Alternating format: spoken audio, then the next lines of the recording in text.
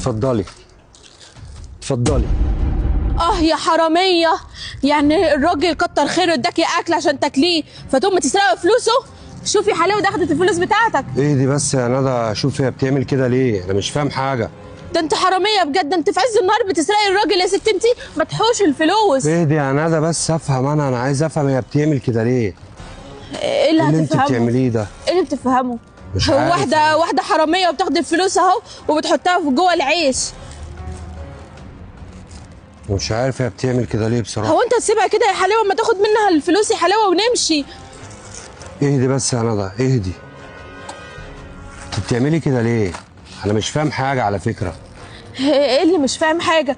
ما تشوفها تاخد الفلوس يا حلاوه. طلع الفلوس اللي معاك، هات الفلوس اللي معاك كلها. طلع الفلوس. انا ما معيش فلوس. يلا طلع الفلوس اللي هو في معاك. ايه؟ انا ما معيش طلع فلوس. الفلوس اللي معاك كلها. بقول لك مش معايا حاجه.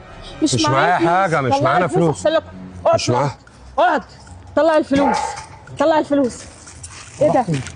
فين الفلوس؟ مش معايا فلوس. بقول لك فين الفلوس؟ مش معانا فلوس. ايه ده؟ مش معانا حاجه. فين الفلوس؟ قسما الفلوس؟ بالله هخلص عليك. طلعوا الفلوس. اخلص الفلوس فين؟ مش معايا. مش معانا. ما فيش معايا حاجه. فين الفلوس؟ والشحاتين دول معهمش معهوش حاجه.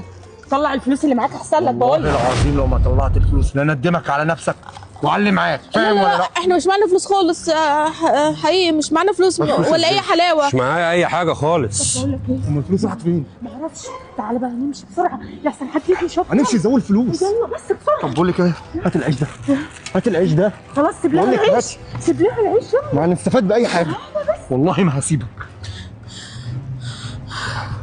انت كويس؟ اه انت كويس يا حلاوه؟ انا كويس يا ندى. انا عايز اعرف انت عرفت ازاي ان الناس دي هتيجي تعمل كده؟ بص بصراحة كده يا عمو، انت وانت ماشي دلوقتي هما كانوا ماشيين وراك وعمالين يبصوا عليك، وكانوا لابسين وشوش وشكلهم كده غريب، هما كانوا عايزين يسرقوا منك الفلوس، فقمت انا اخدت منك الفلوس وحطيتها في العيش علشان انا خفت بصراحة يعملوا حاجة، وكمان انت يا عمو شكلك طيب قوي وانت اديتني فلوس واديتني اكل، فانا رديت لك الجميل ده. ربنا يخليك يا حبيبتي. شفت يا ندى انت انا ظلمتها. كنا نظلمها وتسرعنا عليها في الحكم، وانا كنت عايز اعرف هي بتعمل كده ليه.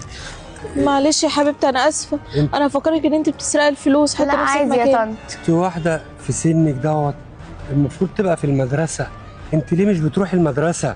احنا يا عمو معناش فلوس ومعناش ان احنا حتى نروح المدرسة.